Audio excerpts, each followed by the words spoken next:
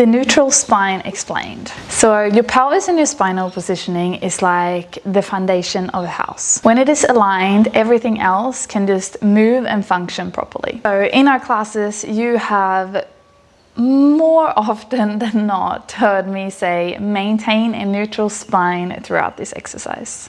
And the reason why we want to strengthen the body like this is because in life a neutral spine is the most optimum position to maintain. By maintaining a neutral spine, we will be putting the least amount of stress on our ligaments and our bones. And this is why it makes the most sense to strengthen our core and strengthen our body in this position, because essentially it is the position that we want to reinforce to our body and we want to maintain for the rest of our lives. So finding your own neutral spine and even your own inclinations to potentially move out of your neutral spine can be so beneficial to completely transform the way that you move. And it can also help you make the right corrections in your workout. If your tendency, like me, is an anterior tilt, you can still live in a neutral spine and still have a tendency for an anterior tilt.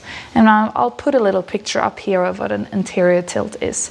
Then it can be beneficial to, throughout your core exercises, or when you feel like you're about to lose your neutral spine, is to just imagine the slightest tuck of the tailbone.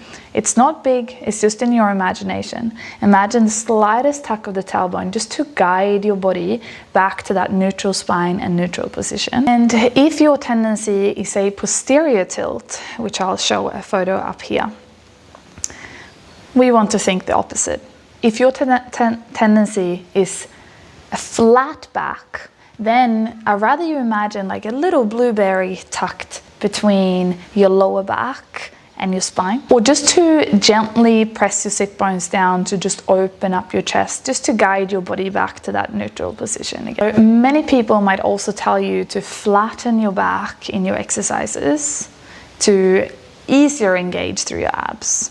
However, research has confirmed that performing all exercises in a neutral position, in a neutral spine, is much more effective, as when the back is flattened, when we're pressing our back into our mat, back muscles are actually stretched and they will not provide any support for your back. You are also not training the body in the neutral position that you wanted to maintain for optimal posture and strength and a strong foundation to move through your life. So some of us might not have a strong enough core to maintain a neutral spine in all our exercises, and this happens to me too at times, you know.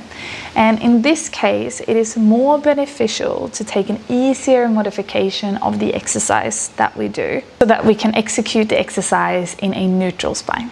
So finding a neutral spine is not about forcing the body into a certain position. Rather, it is about building awareness so that you can stay connected to your body and make your own little adjustments as we move through the workout so that you can correctly build a strong foundation and a strong body with great posture that would last a very, very long time. Thank you for listening.